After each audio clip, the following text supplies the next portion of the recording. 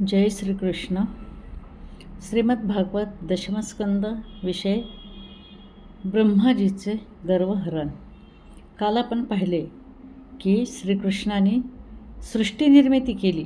कुठलेही उपादान कारण नसताना सृष्टी निर्माण केली.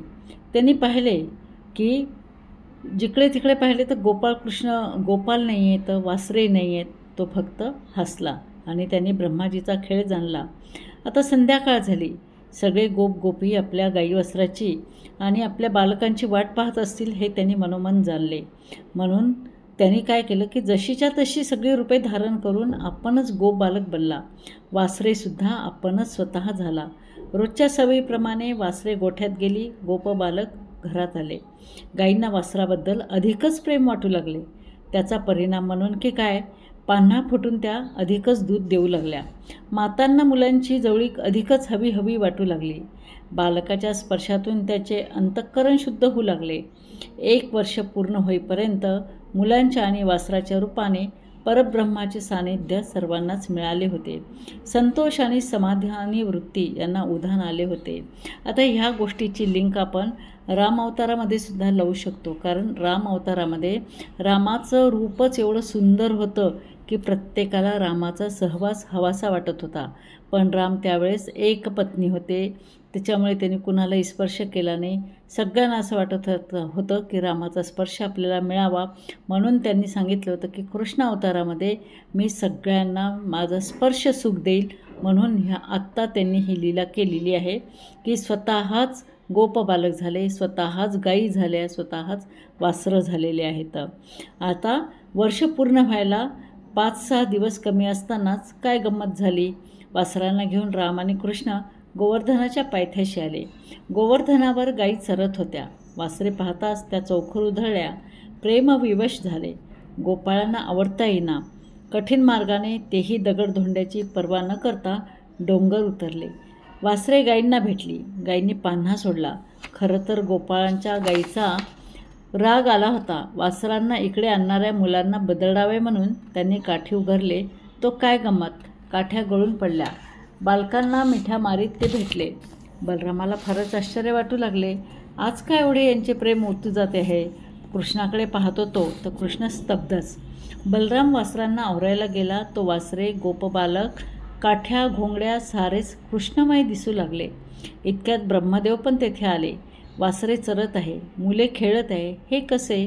जेथे मुले वासरे लपवली होते तेथे त्यांनी जाऊन पाहिले तर ते सुद्धा जिथल्या तिथेच.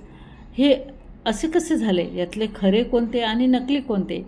ज्ञानदृष्टीने पाहायचा प्रयत्न केला तरी ब्रह्मदेवांना समजेना की हा काय प्रकार आहे. सगळीकडे कृष्णच दिसू लागल्यावर त्यांच्या आश्चर्याला पारावर राहिला नाही.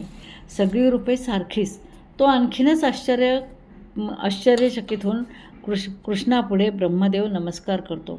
पटकन हंसावरून उतरून ब्रह्मदेव खाली आले. आता कोणत्या कृष्णाला नमस्कार करू? शेवटी ब्रह्मदेवाने हात जोडले आणि स्तुती सुरू केली.